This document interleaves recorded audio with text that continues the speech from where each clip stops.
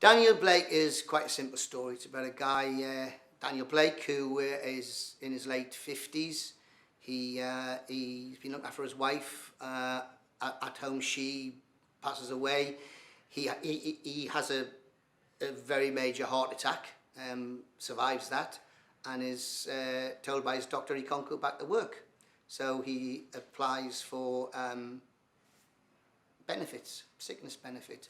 He has to go to be assessed to see if he's eligible for this. He doesn't pass the eligibility, and his money is stopped. So then he has to apply for income and support, and that's where he gets caught up in this Kafkaesque nightmare of the benefit system, and he can't understand why he can't get any help. While he's at the job centre, he befriends a young girl up from London, Katie, her and her two kids have been sent up. They've been living in a hostel in London, and they get sent up to the northeast because that's the only place they can find accommodation for them. They've shipped them out of London because it's too expensive, and she's alone. She's sanctioned because she's been late getting to the job centre because she didn't know the way to the job centre, the buses and all that. And he befriends her, and they both have this bond together, and they both go through the nightmare of the benefit system together. That's basically what the story is.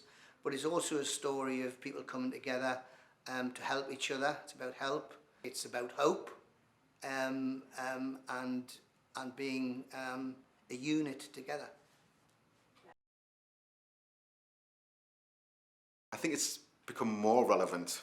I think in 2016 when the film came out and I saw it, I felt, oh, that's awful, and but it probably won't happen to me.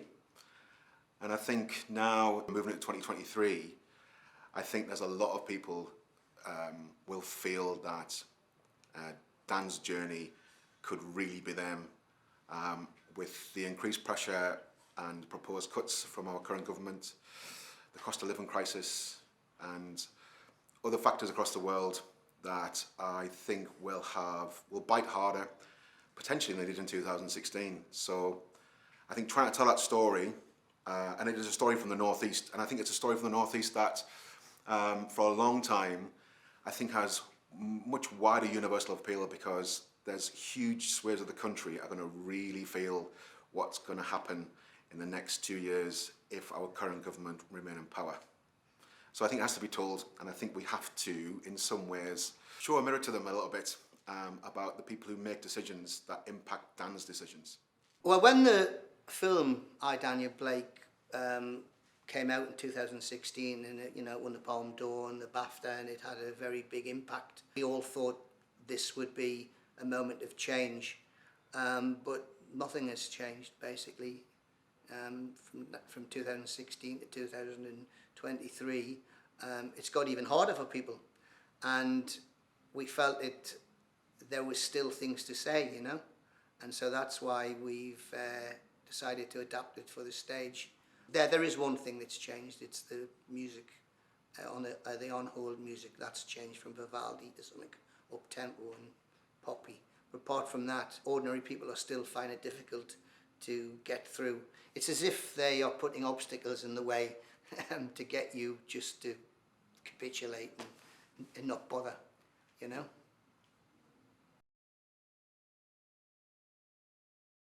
So I know Dave's worked really hard about building the relationship between Katie and Dan and the relationships with the children and Dan. But part of me also is hoping to be able to achieve, across the top of Dan's story, the macro story of the last 12 years of this government. Over lockdown, I spent quite a long time watching Led by Donkey's Cassette Boy and Cold War Steve, where they've harvested interviews and social media to see the journey of their argument. And you can see it especially around Brexit and also austerity cuts. I think it's absolutely shocking that we have to exist in this country with that level of leadership essentially constantly changing the goalposts on us. We don't know the rules of the game, and I think it's about time that we try to show audiences that come and see it what the game is. The best thing to do when you're writing an adaptation of something that's well known is to assume that nobody's seen it or nobody knows it, and you treat it as a brand new story. And you know, the one thing I didn't want to do is put the film on stage. So when I talked to Mark, the director, in that, we were adamant that we wanted to give it a sort of a different feel. So the audience that know the film will get the emotional journey that they had with an attachment with the film, but they'll get something different as well from the live experience of watching it with an audience on a live stage, and also the way it's presented. I think it'll be more emotional really, because you'll be actually there in the room with the people this is happening to. That's the power of the theatre, I think. The way I will approach this is by trying to keep the movement flowing across the stage. It's one thing when it's on film, and it's another thing being in the theatre where the audience are right there. So trying to keep the movement flowing on the stage so it doesn't become too static. Also taking into account today's music and what that means, and trying to find a movement vocabulary that sits with today, that the audience can feel a part of. It's a bit of a cliche, isn't it, about the North East, about, you know, everybody comes that we're all dead canny and we're a community, and I think that's true to large extents. I think there's still a community in the North East, and I think that's built on family values. And I think when I grew up in the 80s with Margaret Thatcher, you know, where she essentially destroyed all the industry up here, I think family kept lots of spaces together. And I think into that, the relationship between Katie and Dan, about how they build their own family inside of absolute tragedy, I think is a space of hope that audiences coming to see it will at least have that idea that family can keep you going. You know, my family's kept me going. My family's given me so much to my life that that's why I'm stood here talking to you about family. And I think into the wider area of the North East, the idea of family, I think, is pivotal or essential to how we make up, or what our communities look like in the North East. For me, family is about support. It obviously is wider than just your relatives, your blood family. So your family, about that support system that you have around you, the close friends. And I think that shows in the relationships in I, Daniel Blake, about how they've come together, not knowing each other, coming together and being able to support each other through the applications to the benefit system.